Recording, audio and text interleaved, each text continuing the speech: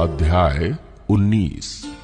फिर यहोवा ने मूसा और हारून से कहा, व्यवस्था की जिस विधि की आज्ञा यहोवा देता है वो ये है, तू इस्राएलियों से कह कि मेरे पास एक लाल निर्दोष बछिया ले आओ, जिसमें कोई भी दोष ना हो, जिस पर जुआ कभी ना रखा गया हो।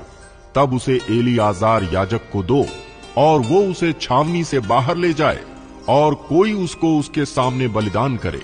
तब एलीआजार याजक अपनी उंगली से उसका कुछ लहू लेकर मिलाप वाले तंबू के सामने की ओर 7 बार छिड़क दे। तब कोई उस बछिया को खाल, मांस, लहू और गोबर समेत उसके सामने जलाए और याजक देवदारू की लकड़ी, जूफा और लाल रंग का कपड़ा लेकर उस आग में जिसमें बछिया जलती हो डाल दे। तब वो अपने वस्त्र धोए और स्नान करे।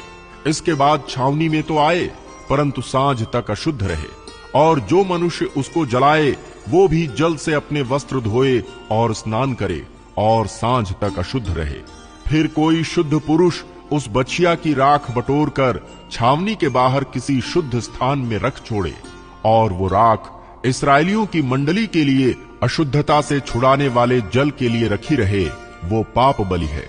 और जो मनुष्य बछिया की राख बटोरे वो अपने वस्त्र धोए और सांझ तक अशुद्ध रहे। और ये इस्राएलियों के लिए और उनके बीच रहने वाले परदेशियों के लिए भी सदा की विधि ठहरे। जो किसी मनुष्य का शव छुए वो 7 दिन तक अशुद्ध रहे।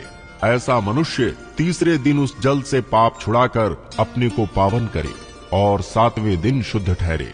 परंतु यदि वो तीसरे दिन अपने आप को पाप छुड़ाकर पावन ना करे तो 7वें दिन शुद्ध ना ठहरेगा। जो कोई किसी मनुष्य का शव छूकर पाप छुड़ाकर अपने को पावन ना करे वो यहोवा के निवास स्थान का अशुद्ध करने वाला ठहरेगा, और वो प्राणी इस्राएल में से नष्ट किया जाए। अशुद्धता से छुड़ाने वाला जल उस पर ना छिड़का गया, इस कारण वो अशुद्ध ठहरेगा, उसकी अशुद्धता उसमें बनी रहेगी। यदि कोई मनुष्य डेरे में मर जाए तो व्यवस्था ये है, जितने उस डेरे में रहें या उसमें जाएं वे सब 7 दिन तक अशुद्ध रहें। और हर एक खुला हुआ पात्र जिस पर कोई ढकना लगा ना हो वो अशुद्ध ठहरे। और जो कोई मैदान में तलवार से मारे हुए को या अपनी मृत्यु से मरे हुए को या मनुष्य की हड्डी को या किसी कब्र को छुए तो 7 दिन तक अशुद्ध रहे। अशुद्ध मनुष्य के लिए जलाए हुए पाप बलि की राख में से कुछ लेकर पात्र में डालकर उस पर सोते का जल डाला जाए। तब कोई शुद्ध मनुष्य जूफा लेकर उस जल में डुबाकर जल को उस डेरे पर और जितने पात्र और मनुष्य उसमें हों उन पर छिड़के, और हड्डी के या मारे हुए के या अपनी मृत्यु से मरे हुए के या कब्र के छूने वाले पर छिड़क दे।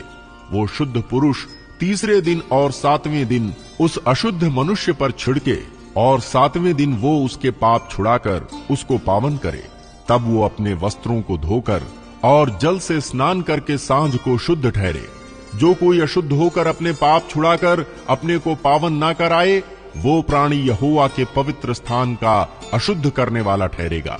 इस कारण वो मंडली के बीच में से नष्ट किया जाए। अशुद्धता से छुड़ाने वाला जल उस पर ना छिड़का गया, इस कारण वो अशुद्ध ठहरेगा। और ये उनके लिए सदा की विधि ठहरे।